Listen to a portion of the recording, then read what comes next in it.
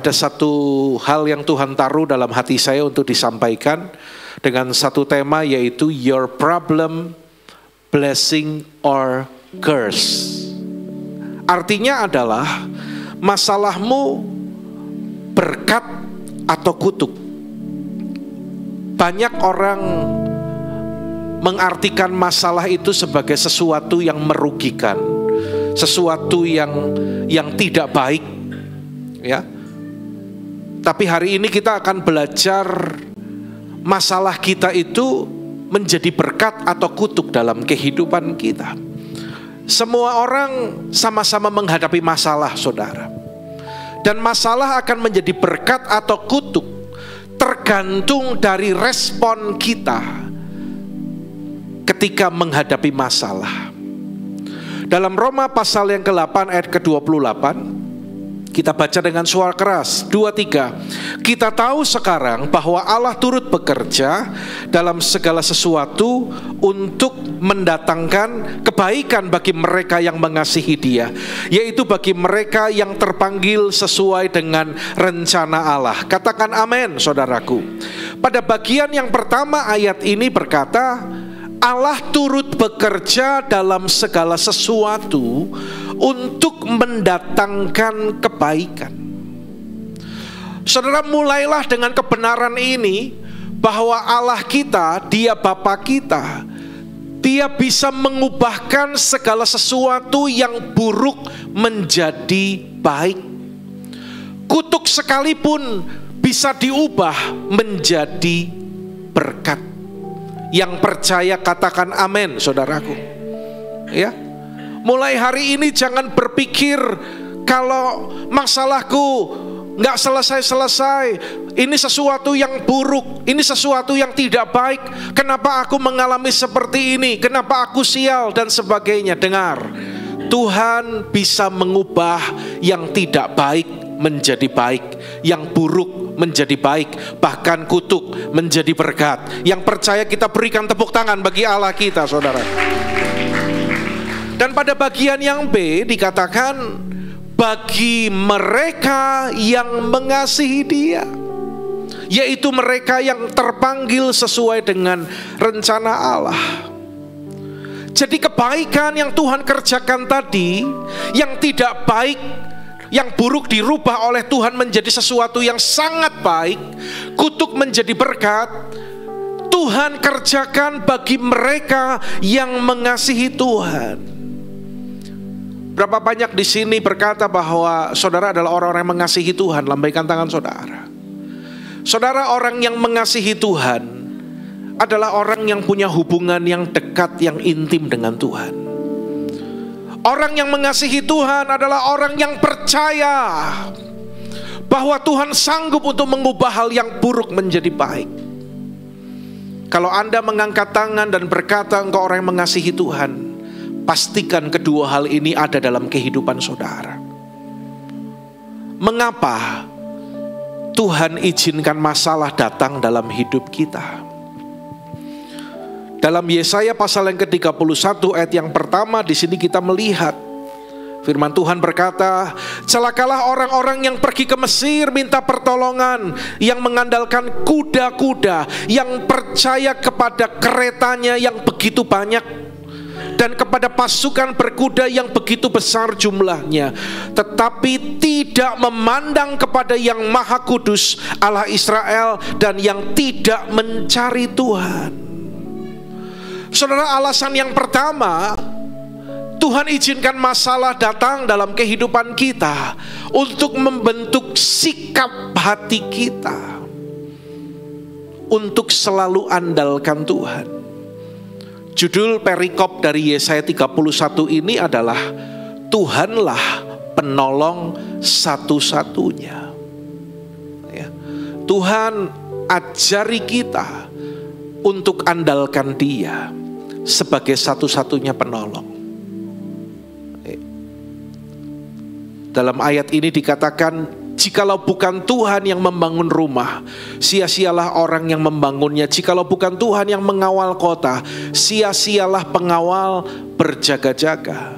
Sia-sialah kamu bangun pagi-pagi dan duduk-duduk sampai jauh malam, dan makan roti yang diperoleh dengan susah payah, sebab ia memberikannya kepada yang dicintainya pada waktu tidur.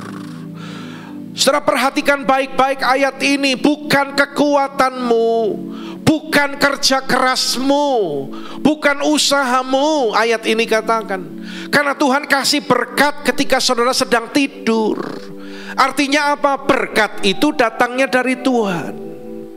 Lakukan bagian kita, bekerja dengan semangat, dengan rajin, dengan sungguh-sungguh. Bukan berarti ayat ini berkata kita nggak usah kerja, Pak, kita tidur saja, bukan. Tapi artinya nggak perlu ngoyo. Kasih tahu kanan kiri saudara, anak Tuhan nggak perlu ngoyo. Ya, sudah ngomong belum? Kasih tahu orang yang lain lagi, bilang anak Tuhan nggak perlu ngoyo. Ya, kerja rajin, kerja cerdas, kerja sungguh-sungguh. Selebihnya Tuhan yang akan memberkati kita. Tepuk tangan bagi Allah kita, saudara. Saudara, saya mengutip hasil survei dari seorang ahli Alkitab bernama Jim Sennett. Ya, saya tidak masukkan ke PPT, lewat kemarin. Dia berkata seperti ini, perhatikan baik-baik, saudara mendengar ya. Ada 2350 ayat tentang uang. Sementara tentang dosa 500 ayat.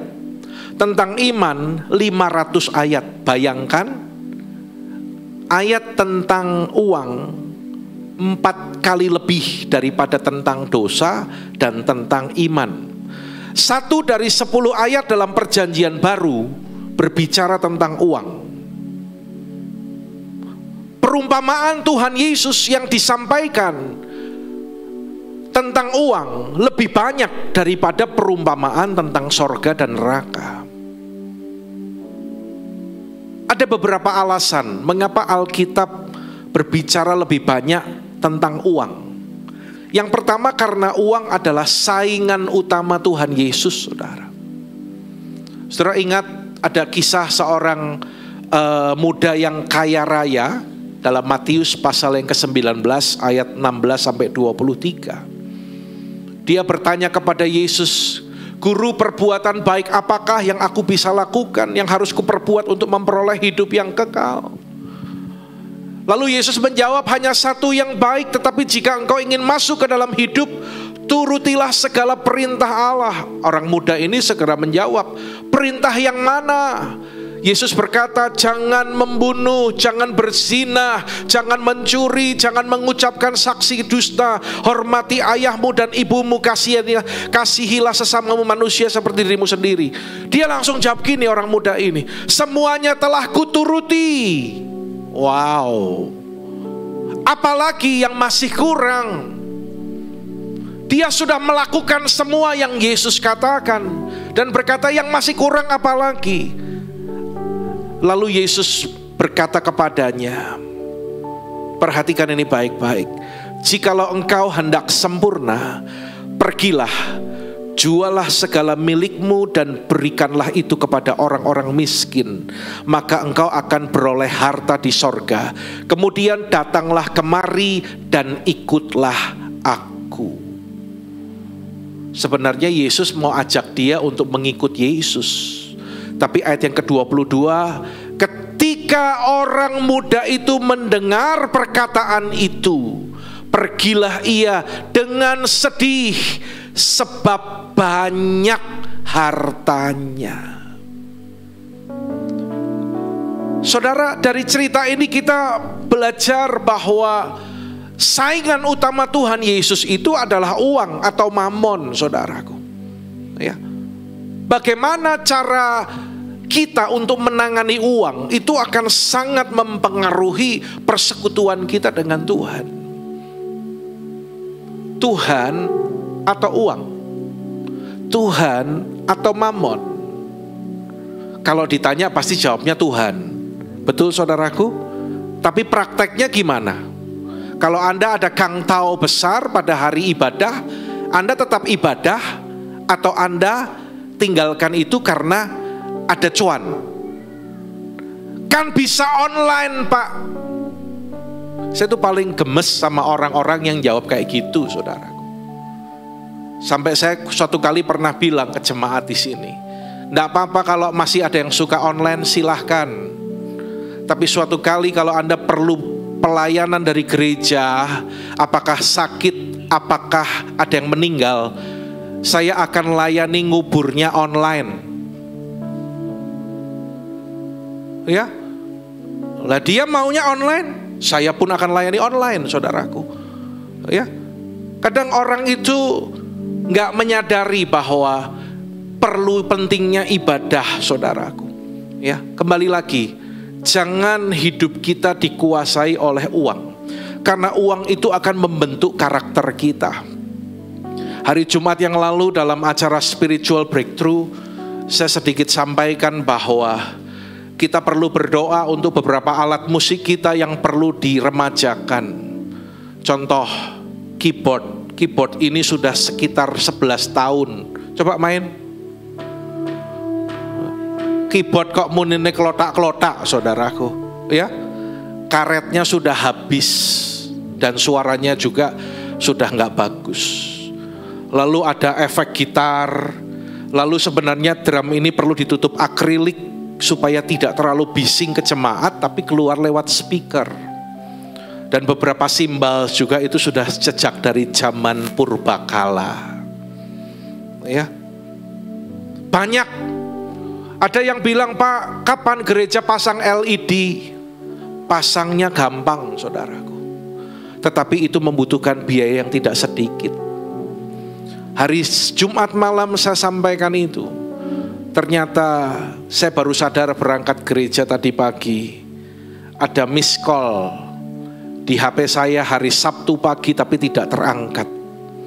Dan tadi pagi anak Tuhan ini di tempat ini menjumpai saya dan bilang, Pak Andi, yang kemarin Pak Andi bilang keyboard itu perlu diremajakan. Enggak apa-apa Pak, diganti saja. Nanti berapa biayanya saya yang belikan, saya yang bayar Pak. Semuanya bagi kemuliaan Tuhan. Tepuk tangan bagi Allah kita.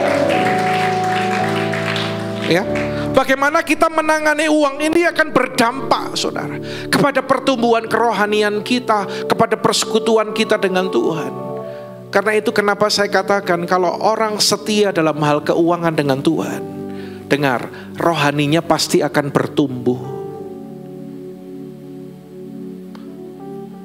Di sini ada Nathanael, dia murid saya sejak awal dia bertobat. Dan saya selalu mengajar kepada Nathanael ini, kepada Fu Wei, kamu usaha yang benar, jujur, kembalikan milik Tuhan. Betul? Dan yang kedua, saya selalu bilang gini, kalau kamu diberkati, kamu harus tabur di tempat yang subur. Lalu dia mulai meresponi dan melakukan. Sejak awal gereja ini pakai alat musik full. Dia selalu yang nomor satu berkata, Pak, saya yang nabur Pak. Dari zaman drum yang dulu, meskipun belum ada yang main, itu beli. Lalu ketika peremajaan, keyboard ini ada, dia selalu berkata, saya yang ambil bagian Pak. Saya mau tanya, coba sambil berdiri dulu, nggak kelihatan soalnya. Ya. Nabur, semakin miskin apa semakin diberkati Tuhan? Tepuk tangan bagi Allah kita. Ya, boleh tetap berdiri, boleh duduk. Ya. Jadi saudara, kenapa masalah itu datang? Tuhan sedang ajari kita untuk andalkan Tuhan. Saudara, jangan andalkan kekayaan kita, jangan andalkan uang kita. Andalkan Tuhan. Katakan amin. Andalkan Dia. Kalau bukan Tuhan yang menolong, tidak ada yang menolong aku. Katakan, Tuhan tolong. Hanya Tuhan yang sanggup untuk menolong saya. Karena itu saudara, kita cek diri kita. Kenapa Tuhan izinkan masalah? Apakah selama ini ternyata aku hanya ngandalkan yang lain di luar Tuhan?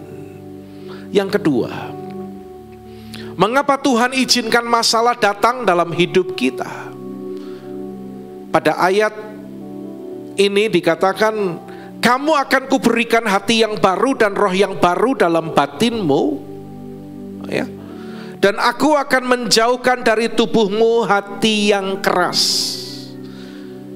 Yang kedua adalah melembutkan kekerasan hati kita. Saudara, mari kita belajar untuk terus peka akan didikan Tuhan, saudaraku. Ingat, masalah adalah alat Tuhan untuk membentuk kehidupan kita.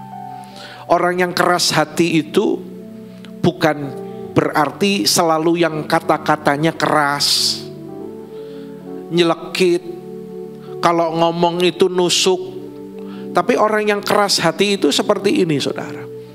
Sudah banyak dengar firman, tapi gak pernah berubah.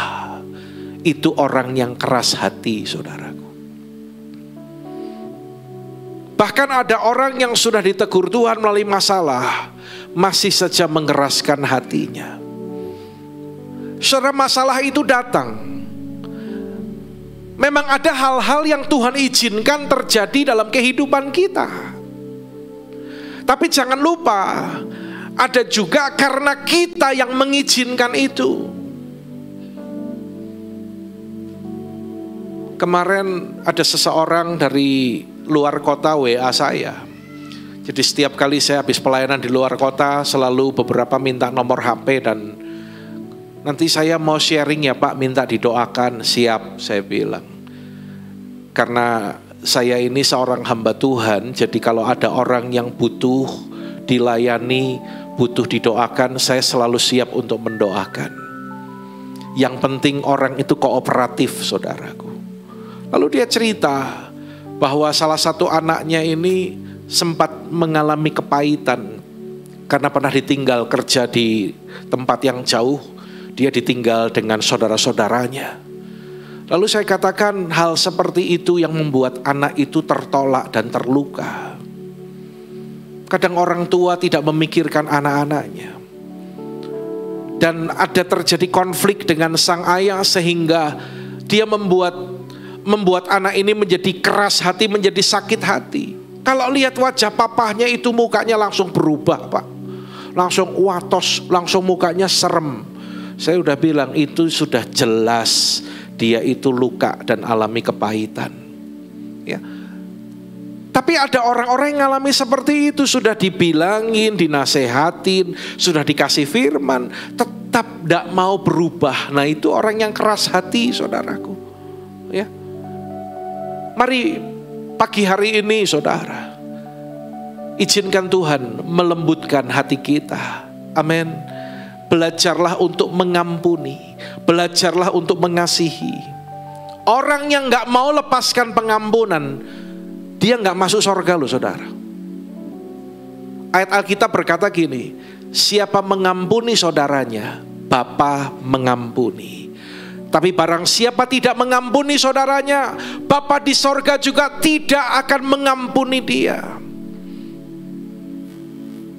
Ketika saudara sudah dengar banyak firman, apa yang Tuhan ingatkan, apa yang Tuhan tegur dalam kehidupan saudara, jangan keraskan hatimu, lakukan itu dengan sungguh-sungguh. Mengapa Tuhan izinkan masalah datang dalam hidup kita? Alasan yang ketiga adalah mengajari kita arti taat sepenuhnya kepada Tuhan. Ya. Yang pertama tadi apa, saudaraku? Yang pertama tadi apa? Membentuk sikap hati kita untuk selalu andalkan Tuhan. Yang kedua, untuk melembutkan kekerasan hati kita. Dan yang ketiga, mengajari kita arti taat sepenuhnya kepada Tuhan. Saya akan tunjukkan, taat itu sama dengan mengasihi Tuhan. Ya. Coba kita cek, aku seorang pribadi yang sudah taat belum sama Tuhan? Taat itu mengasihi Tuhan. Ya, jadi ketika saudara baca Alkitab, ketika saudara taat kepada Tuhan, ketika saudara melayani Tuhan, itu tidak membuat Tuhan itu semakin mengasihi kita, saudaraku. Tetapi itu akan membuat kita semakin mengasihi Tuhan. Seorang yang taat mengasihi Tuhan, seorang yang melayani Tuhan, itu akan membuat dirinya itu semakin hari semakin mengasihi Tuhan. Sebaliknya, ketika saudara berbuat dosa, tidak membuat Tuhan berhenti mengasihi saudara. Tapi kalau engkau berbuat dosa, maka engkaulah yang sudah berhenti mengasihi Tuhan. Saudara, kita akan belajar untuk kenali Bapa kita itu secara utuh. Bapa kita adalah Bapa yang penuh kasih. Amin, saudaraku. Ya, harus utuh. Jangan cuman berpikir Bapa kita penuh kasih. Dia Allah yang penuh kasih, benar. Tapi dia juga adalah hakim. Hakim itu akan berkata siapa yang berdosa tetap harus dihukum. Kalau nggak seimbang, nggak kenal Bapa secara utuh, akhirnya akan muncul statement-statement seperti ini. Senakal-nakalnya anak, kan orang tua nggak mungkin membuang anaknya. Nah, ini pendapat juga dari golongan hyper grace seperti itu, saudaraku. Akhirnya tidak menghormati Tuhan, tidak menjaga kekudusan, ya. Tapi kalau kita mengenal dia sebagai Bapa secara utuh, dia adalah Bapa yang mengasihi kita, benar. Tapi dia juga adalah Bapa yang adil. Dia juga adalah hakim dalam kehidupan kita. Bahkan ketika kita berbuat dosa, sampai ketika Tuhan mau mengetok palu untuk memberikan hukuman itu, Anda bertobat, hukuman itu batal loh, saudara. Ya, ayo kenali dia secara utuh, secara benar. Anda sudah sering dengar firman Tuhan. Alkitab katakan, siapa yang banyak diberi akan banyak dituntut. Kalau seorang hamba sudah tahu kehendak tuannya, tetapi dia melakukan pelanggaran, maka Alkitab katakan ia akan menerima banyak pukulan. Ternyata masalah itu untuk ngajari kita arti taat itu seperti apa. Ya. Saudara, Roma 8:28 tadi berkata bahwa Tuhan kita turut bekerja dalam segala sesuatu. Hal yang buruk sekalipun, percayalah di dalam Tuhan kita ada sesuatu yang baik. Katakan amin, saudaraku. Karena Bapa kita adalah Bapa yang baik. Alkitab katakan dia adalah Allah, dia adalah kasih itu. Beda dengan setan. Kalau setan, Alkitab katakan dia itu pencuri, pembunuh, dan pembinasa. Dia merugikan kehidupan kita. Tapi percayalah, ketika hidupmu mengasihi Tuhan, masalah boleh datang, tapi Tuhan turut bekerja untuk mendatangkan kebaikan. Yang mengerti kita berikan tepuk tangan bagi Allah kita. Saya mengajak kita membaca dengan suara yang keras bersama-sama. 2, 3. Sikap kita akan menentukan masalah itu menjadi berkat atau kutuk. Anda cari 2, 3 orang, Anda boleh bilang kepada mereka. 2, 3.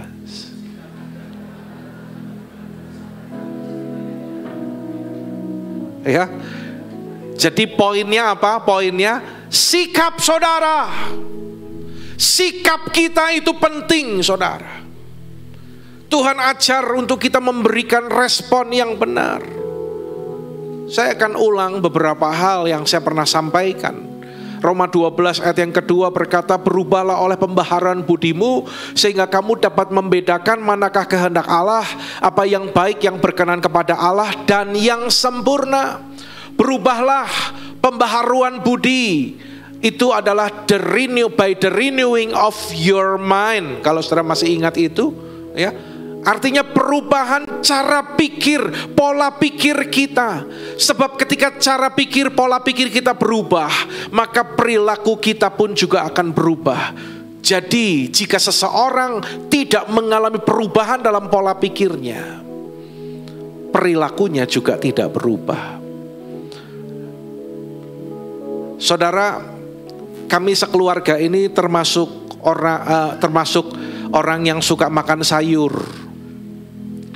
Memang saya istri suka makan sayur dan saya ajari anak-anak saya juga makan sayur. Jadi kalau di rumah itu hari-hari lebih banyak sayurnya. Yang penting oseng kangkung misalnya ada tempe goreng gitu kan. Ya. Saya malah sebenarnya nggak terlalu suka daging sapi kayak gitu enggak ya. Tapi sayur. Nah, dari sekian banyak sayur, ada beberapa sayur yang saya tuh nggak terlalu doyan. Yang pertama pare, karena pahit. Tapi kadang-kadang ya tak makan juga gitu. Yang kedua seledri. Seledri itu sengak rasanya, ya toh. Tapi saya tuh belajar gini loh, praktek ayat ini contoh sederhana ya saudaraku. Seledri itu kan bagus, banyak khasiatnya. Saya membaca, googling, wah seledri itu banyak manfaatnya loh, bagus. Waktu kapan pas masak sop atau kuah apa gitu, lah oma itu kalau masak sop seledrinya itu dibundel. Maksudnya biar jangan dirajang, kan ngambilinnya susah kalau yang gak suka, dibundel. Nah tiba-tiba Tuhan ingatkan tentang hal ini. Saya itu praktek gini, renewing of your mind, pola pikir berubah, perilaku berubah. Gak suka, kan dulu gitu kan. Tapi saya robah pola pikir saya. Seledri ini sehat, tapi gak enak, tapi sehat. Gak enak, sehat, tapi gak enak, tapi sehat dan perlu. Jadi sayang kalau dibuang. Tak irisin kecil-kecil sambil dimakan. Akhirnya berhasil saudaraku. Ya, itu perubahan pola pikir itu seperti itu. Menjaga kesehatan. Aku gak boleh makan ini, aku gak boleh makan itu, gak boleh kakean jeroan, gak boleh kakean minyak-minyak supaya aku sehat. Tapi kalau orang yang gak peduli, yang penting makan enak, nanti bisa minum obat kolesterol. Maaf, keliru saudara. Tapi harus dirubah. Aku mau sehat, berarti aku harus menjaga setiap asupan makanan yang masuk. Saya nasihati beberapa orang, kalian harus cukup minum loh. Orang kalau kurang minum, itu nanti ginjalnya bahaya. Yang lalu saya pernah melayani suami dari Bu Andri itu, dari sakit sampai dipanggil Tuhan, karena akhirnya harus HD, cuci darah seminggu 2 kali. Dan banyak orang gak sadar. Lalu saya ajari gini, saya gak suka minum pak, gak enak. Rubah dari pola pikirmu. Tubuh itu perlu asupan minum 30 cc per kilogram berat badan. Jadi kalau berat badannya 50 kilo, berarti sehari dia minimal 1,5 liter. Gak enak, gak suka, tapi harus, biar sehat. Tapi aku gak suka, tapi aku harus sehat. Kalau aku kurang minum, bikin aku sakit. Nanti ginjalku bodol. Kalau ginjal sudah sakit, tidak ada obatnya. Saya kemarin kaget loh, waktu lihat di satu tayangan di YouTube, di RSCM, ada 70 anak umur 4-15 tahun cuci darah. Lalu dokter ini menjelaskan alasan utamanya apa? Karena mereka tidak pernah minum air putih. Dan setiap hari minumnya manis, minum kemasan. Hati-hati Anda yang punya anak kecil, dijaga, jangan dibiarkan. Minumannya manis terus, gak pernah minum air putih. Bener, ginjalnya rusak saudara. Ya. Ini salah satu contoh bagaimana perubahan pola pikir itu akan mempengaruhi perilaku kita. Ya, saudara, sebagai orang percaya kita harus cerdas. Bilang cerdas, saudaraku. Jangan jadi orang percaya, katakan percaya sama Tuhan, katakan punya Roh Kudus, tapi maaf, kurang cerdas alias bodoh. Saya pernah sampaikan dalam khotbah saya toh, di hadapan Tuhan, orang yang tidak melakukan kehendak Tuhan, Tuhan bilang gini, dia orang bodoh. Tapi meskipun saudara hanya lulus SD atau SMP, tapi hidupmu melakukan kehendak Tuhan, di hadapan Tuhan, saudara adalah orang-orang yang pinter. Siapa di sini orang-orang yang pinter di hadapan Tuhan? Kalau Anda nggak angkat tangan, berarti Anda ngomong Anda bodoh loh ya. Siapa yang pinter di hadapan Tuhan? Lakukan kehendak Tuhan. Tepuk tangan bagi Allah kita. Ya. Harus jadi orang yang cerdas, saudaraku. Lihat, punya pengetahuan, punya kepekaan, ya, bisa membedakan mana yang benar, mana yang salah. Sehingga kamu dapat membedakan manakah kehendak Allah, apa yang baik, yang berkenan kepada Allah, dan yang sempurna. Alkitab katakan, kalau tidak, maka kita bisa punya iman yang keliru, iman yang salah. Tak kasih contoh. Ketika Petrus berjalan di atas air, ya, ketika Yesus berkata kepada Petrus, datanglah kepada aku, dan mata Petrus tertuju kepada Yesus, imannya bangkit, dan dia melangkahkan kaki keluar dari perahu, dan dia berjalan di atas air. Saudara, kalau kita percaya bahwa berjalan di atas air itu bisa tenggelam, tetapi Petrus dengan imannya, dia berjalan di atas air bersama dengan Yesus dan dia tidak tenggelam. Tapi kalau berjalan di atas air, Anda berani berjalan di atas air karena menganggap gini, berjalan di atas air itu tidak bisa menenggelamkan. Itu akan menjadi salah. Dia pasti tenggelam, saudaraku. Ya. Jadi bedakan, saudaraku, antara iman dan kebodohan. Iman itu apa? Kita tahu faktanya. Faktanya kalau jalan di atas air tenggelam. Tetapi kita berjalan di atas kebenaran firman untuk membalikkan fakta itu. Sementara orang bodoh, dia memungkiri fakta sehingga dia berjalan dengan kebodohan, bukan dengan iman. Saudara mengerti maksud ini? Amin, saudaraku. Sampai di sini saudara menangkap, amin? Ya. Jadi contohnya gini, tadi kan masalah berjalan di atas air. Contohnya gini, masalah. Kita tahu masalah kita berat, kita tahu masalah kita tidak mudah diselesaikan. Tetapi Anda berjalan di atas kebenaran firman, dan Anda akan membalikkan keadaan itu karena pertolongan Tuhan. Tapi kalau orang bilang gini, ya, nggak mungkin, nggak bisa, akhirnya dia nggak bisa melihat mujizat dan pertolongan Tuhan. Saudaraku, pagi hari ini dengan kehendak bebas kita, mari kita belajar sebagai orang percaya. Kita harus mengerti kebenaran, karena kebenaran itulah yang akan memerdekakan hidup kita, yang akan menuntun kita terus berharap kepada Tuhan. Maka saudara akan punya iman yang benar. Ketika masalah datang, apa yang harus saudara lakukan? Minta D. Ku tidak takut dan tak gentar, aku percaya firman-Mu berkuasa, yang menabur dengan air mata akan menuai dengan sorak-sorak. Saudara katakan sekali lagi, ku tidak takut dan tak gentar, dan tak gentar, aku percaya firman-Mu berkuasa, yang menabur dengan dengan air mata akan menuai dengan sorak-sorak.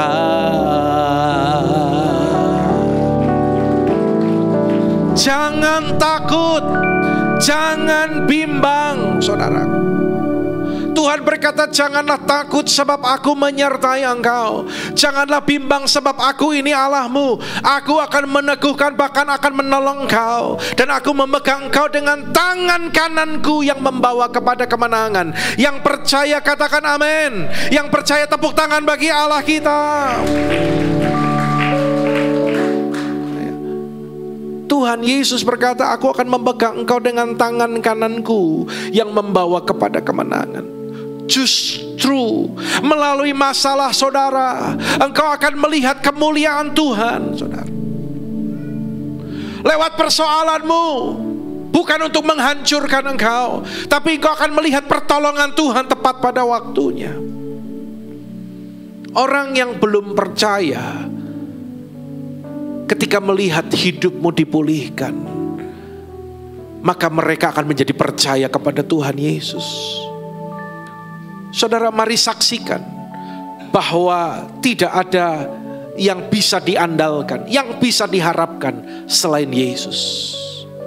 Tadi kan kita nyanyikan lagu kan, ceritakanlah kemuliaannya di antara segala bangsa. Dengan cara bagaimana kita menceritakan kemuliaan Tuhan? Yaitu salah satunya ketika saudara punya masalah, Anda tidak takut, Anda tidak bimbang, tapi Anda percaya kepada Tuhan. Masalah bisa menjadi berkat atau kutuk, tergantung respon saudara. Ketika masalah datang, apa yang harus kita lakukan? Baca sama-sama dengan suara keras. 2, 3. Tetap percaya meskipun belum mengerti, meskipun belum melihat, ya, meskipun belum melihat pertolongan Tuhan, tetap percaya, saudara. Alkitab katakan orang yang percaya kepada Tuhan, yang mengandalkan Tuhan, dia tidak akan pernah dipermalukan oleh Tuhan. Percayalah kepada Tuhan dengan segenap hatimu dan jangan bersandar pada pengertianmu sendiri. Ya, coba bilang lagi kepada orang kanan kiri kita, percaya kepada Tuhan dengan segenap hatimu dan jangan bersandar kepada. Persoalannya itu, orang itu punya pengertian sendiri loh, saudara. Menurut aku seperti ini. Padahal itu bukan dari firman. Dan kebenaran diri sendiri, pengertian itu terkadang itu begitu menguasai kehidupan kita. Saudara, tetaplah percaya meskipun belum mengerti. Jangan mengeluh. Setuju?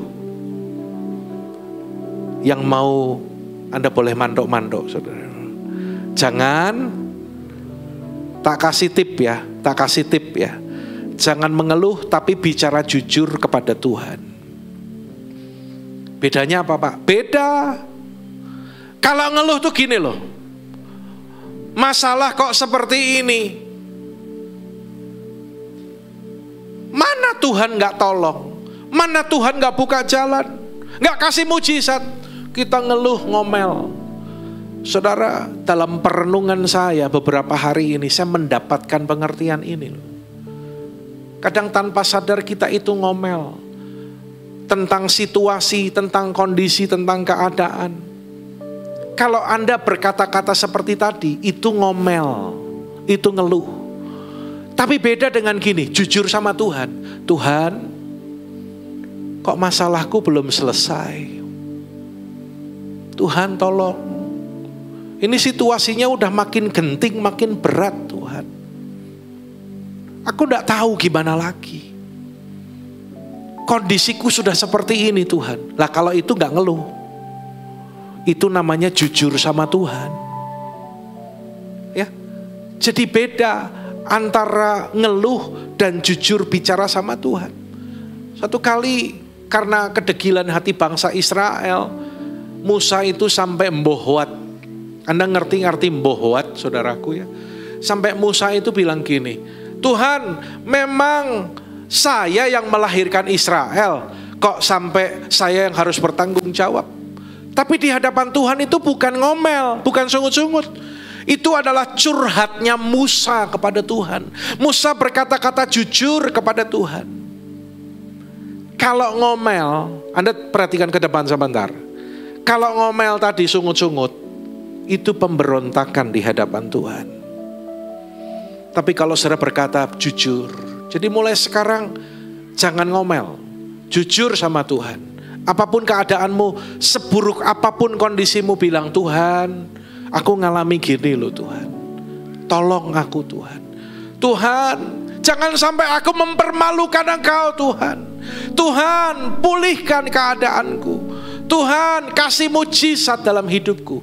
Itu bukan ngomel, tapi itu jujur sama Tuhan. Kalau ngomel itu pemberontakan, ya. Tetapi ketika Musa menaikkan doa kepada Tuhan, Tuhan tidak menganggap itu sebagai suatu pemberontakan.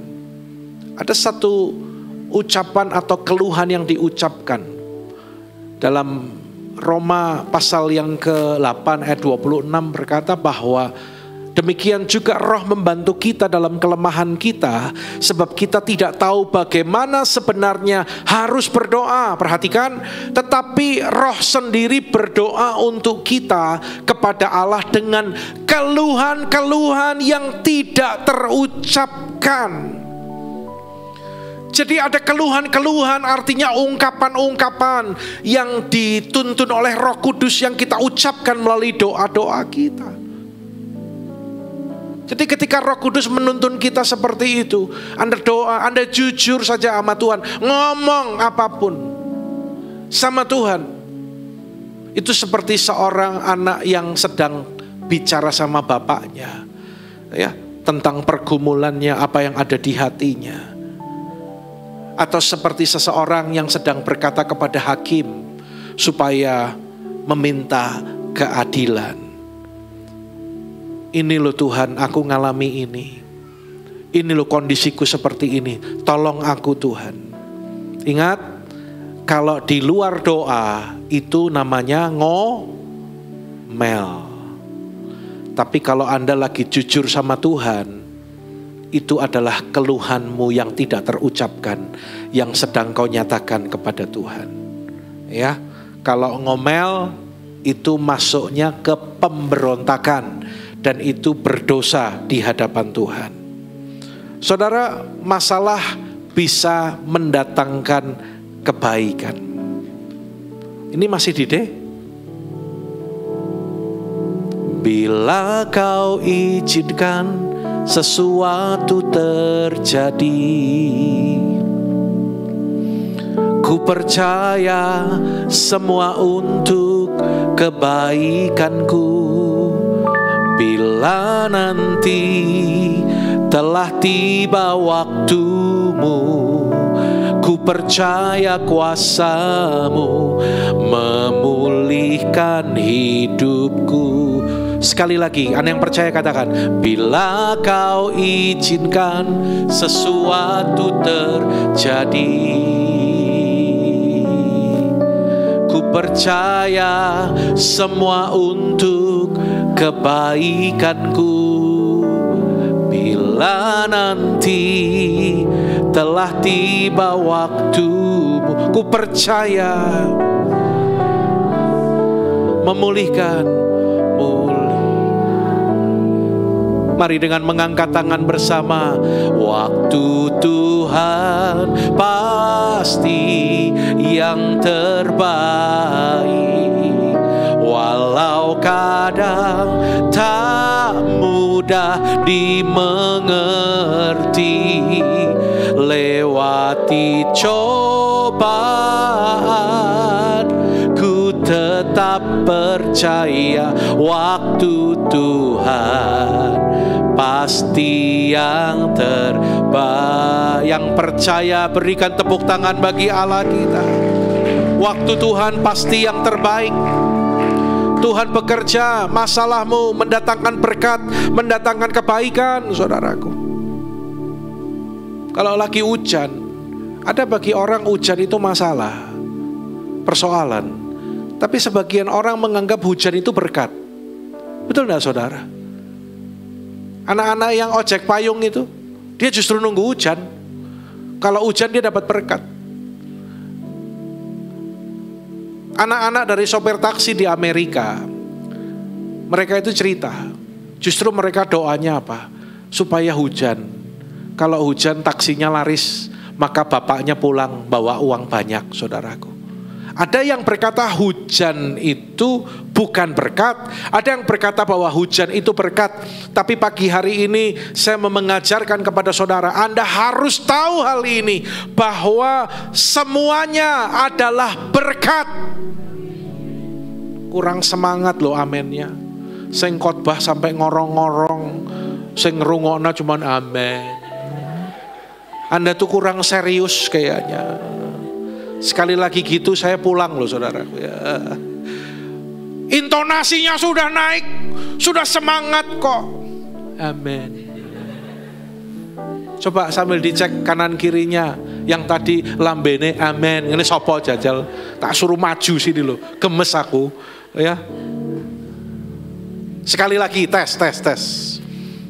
Ada orang yang bilang hujan itu bukan berkat, tapi ada yang bilang berkat. Tapi bagi orang percaya, semuanya adalah berkat.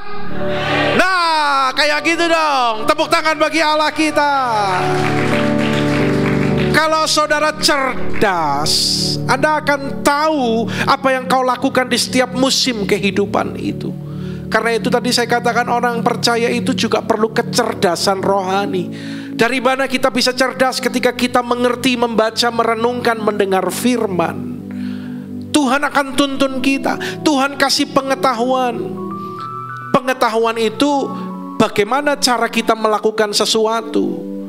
Lalu Tuhan berikan hikmat. Hikmat itu apa? Hikmat itu kapan itu dilakukan. Dan Tuhan kasih kepekaan dalam kehidupan kita. Saudara, ada satu kisah. Seorang ibu ditinggal mati oleh suaminya. Anak-anaknya masih kecil. Dia pusing harus bayar ini, bayar itu. Dan dia merasa seperti halnya yang terjadi itu seperti kutuk, seperti bencana dalam kehidupannya. Tapi setelah beberapa bulan ia mulai menenangkan hatinya, menenangkan dirinya dan berdoa. Perhatikan, orang percaya harus tenang. Karena itu Alkitab katakan, jadilah tenang supaya kamu dapat. Kalau kemerungsung, gerusa-gerusu, panik, gak bisa doa. Tenang. Coba bilang, tenang. Yang meyakinkan dong ngomongnya, tenang. Dikon tenang malah banter ngomongnya ya. Jadilah tenang supaya kita bisa berdoa. Ya, jadi setelah dia menenangkan dirinya, dia mulai berdoa. Ibu ini mulai membuka arsip-arsip surat-surat. Dia memang bukan tipikal orang cermat mungkin ya, jadi lihat surat-surat gitu pusing. Tapi dia mulai buka, dia mulai pisah-pisahkan, dia mulai atur, bayar ini, selesaikan itu. Surat-surat itu mulai dimasukkan ke map, satu persatu, dirapikan. Dia buat jurnal, dia buat kantong-kantong, dipisah-pisah, dikasih catatan. Sampai akhirnya dia membuat seperti itu dan orang lain pesen map itu sama dia. Kok enak ya pakai map itu, apa-apa gampang. Dan ia mulai pesan ke pabrik dan mulai diproduksi secara massal. Kalau saudara ke toko dan pernah beli map yang ada lembaran plastiknya, ada kantong-kantongnya itu. Lah itu adalah ide dari ibu ini, saudara. Sampai akhirnya banyak orang membeli. Ya, map itu ada tulisan-tulisannya, bisa ditempelin, sehingga kalau ada orang yang buat seperti itu, ibu ini dapat royalti. Lalu dia bilang, Kalau saat itu suami saya tidak meninggal, saya tidak pernah menjadi seperti ini. Bukan ngarepin suaminya meninggal, bukan. Tapi artinya dia mengungkapkan, karena suamiku meninggal, dan akhirnya aku bisa mengembangkan potensinya. Dulu ada potensi yang tidak muncul. Ketika engkau menghadapi masalah, sebenarnya Tuhan sedang membangkitkan atau memunculkan potensi-potensi yang baru dalam kehidupan saudara. Ya. Jadi ketika suaminya dipanggil Tuhan, itu baik bagi suaminya, karena orang percaya suaminya itu ketemu Yesus. Dan baik bagi sang ibu ini, karena apa? Semenjak suaminya meninggal, justru dia melihat keajaiban demi keajaiban Tuhan terjadi dalam kehidupannya. Dari seorang ibu rumah tangga, dia menjadi pengusaha yang diberkati Tuhan. Dan bahkan dia memulai usaha-usaha yang lain. Sesuatu yang nampaknya tidak baik, sesuatu yang nampaknya buruk, tapi Tuhan turut bekerja di dalamnya untuk mendatangkan kebaikan. Yang percaya katakan amin. Tepuk tangan bagi Allah kita, saudara. Ya, saudara bisa menemukan kebaikan itu, menemukan mujizat dimanapun, kapanpun, ketika masalah itu datang dalam kehidupanmu. Kuncinya apa? Respon yang benar. Percaya sama Tuhan, saudara. Ya, jangan ngomel, tapi bicara jujur sama Tuhan. Bicara jujur sama Tuhan. Saudaraku, ada seorang ibu, dia sudah janda, miskin banget. Dia bekerja keras, kerja kasar, bahkan dia melakukan pekerjaan laki-laki, sampai dia kayak laki-laki, saudaraku. Mungkin ototnya lebih besar dari otot saya, saudara. Karena menghidupi kedua anaknya. Nah, ibu ini tinggal bersama adiknya di satu rumah adiknya, yang juga gak punya duit. Kondisinya sama-sama minus. Sehingga akhirnya mereka itu sering bertengkar sama adiknya ini. Sampai akhirnya suatu kali adiknya bilang gini, aku gak peduli kamu punya uang apa gak punya uang, sekarang kamu harus pergi dari rumahku. Diusir sama adiknya. Ya.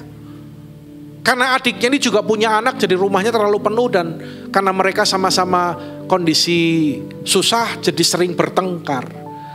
Akhirnya diusir sama adiknya. Dan wanita ini bingung, sampai akhirnya dia mendapat tawaran untuk pergi ke Amerika, dan dia nekat berangkat ke Amerika. Meskipun banyak orang khawatir karena orang ini tuh gak bisa bahasa Inggris, tapi dia main pergi aja, saudara.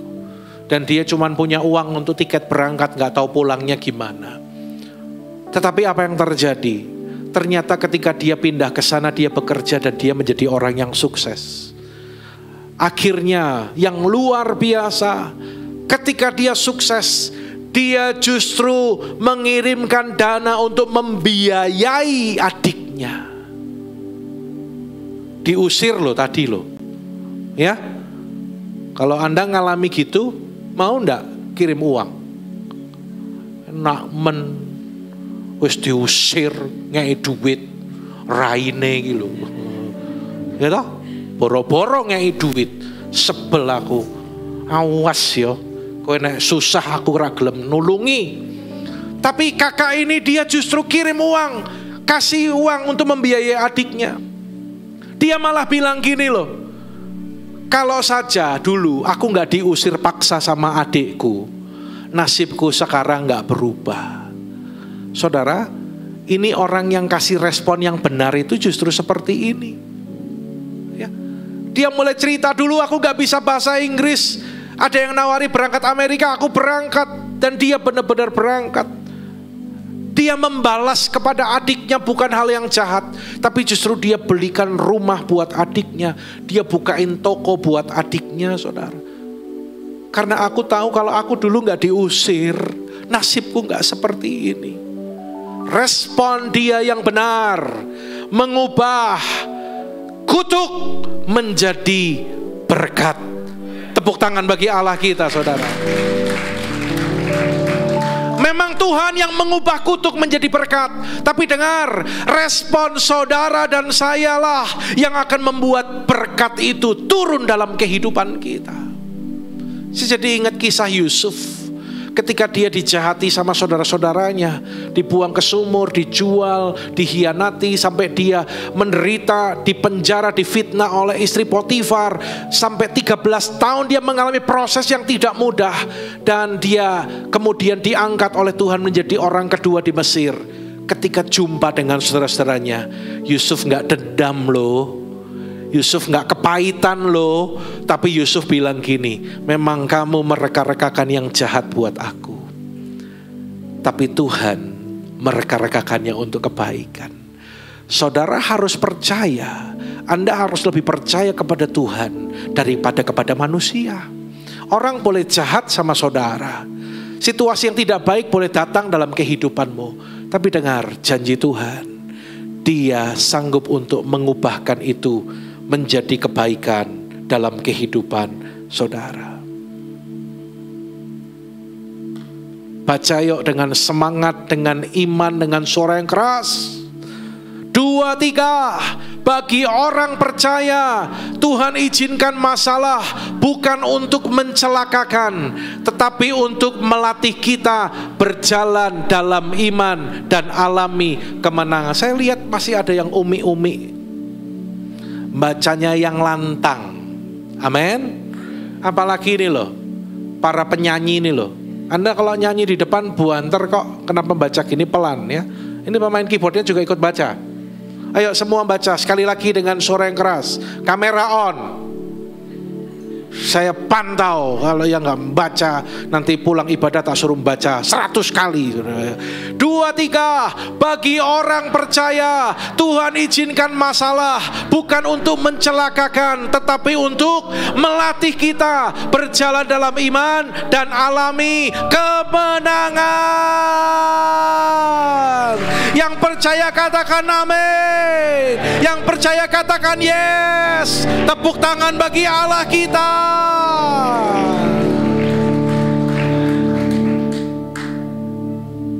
Saya kasih pertanyaan terakhir sebelum saya selesai. Jadi sekarang pertanyaannya, masalahmu berkat atau kutuk? Puji Tuhan, 100 buat saudara. Sekali lagi tepuk tangan bagi Allah kita. Khotbah berhasil.